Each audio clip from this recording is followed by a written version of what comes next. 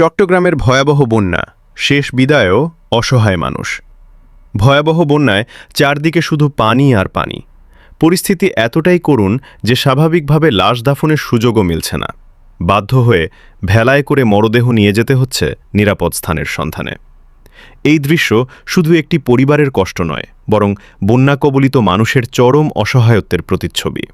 প্রকৃতির এই ভয়াবহ দুর্যোগে কত মানুষের জীবন যে মুহূর্তেই বদলে গেছে। মহান আল্লাহ বন্যা কবলিত সবাইকে হেফাজত করুন, ক্ষতিগ্রস্ত মানুষের কষ্ট লাঘব করুন এবং মৃত ব্যক্তিকে ক্ষমা করে জান্নাত নসিব করুন। আমিন।